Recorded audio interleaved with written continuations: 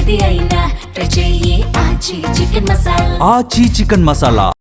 ఒకప్పుడు సినిమా బడ్జెట్లో సగం రికవరీ శాటిలైట్ రైట్స్ ద్వారానే జరిగేవి. ఆ తర్వాత ఆ ప్లేస్ని ఓటీటీ ఆక్రమించేసింది. కానీ ఇప్పుడు సీన్ మళ్ళీ మారుతోంది తెలుసా? ఓటీటీలో వస్తుంది అన్న ధీమా కాస్త ఇప్పుడు థియేటర్కి జనం రాకపోతే ఎలా అనే భయంగా కన్వర్ట్ అయిపోతోంది.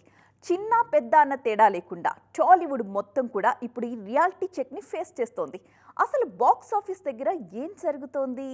టాలీవుడ్లో ఈ మధ్య ఒక విచిత్రమైన ట్రెండ్ నడిచింది.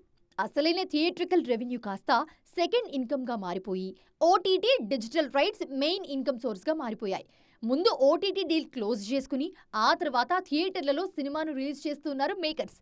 కొన్ని సినిమాల విషయంలో రిలీజ్ డేట్లను కూడా ఓటీటీ సంస్థలే డిసైడ్ చేస్తున్నాయి.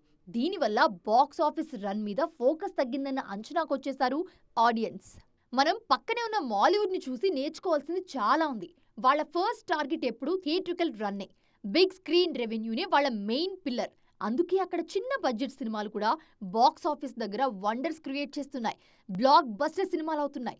మన దగ్గర కూడా కథను, థియేటర్ ఎక్స్పీరియన్స్ని నమ్ముకుంటే ఇండస్ట్రీకి మళ్ళీ గోల్డెన్ డేస్ రావడం గ్యారంటీ. ఇన్నాళ్ళు ఓటీటీల మీద భారీగా ఆశలు పెట్టుకున్నారు మన నిర్మాతలు. కానీ ఇప్పుడు ఆ సంస్థలు కూడా స్ట్రాటజీలు మార్చాయి.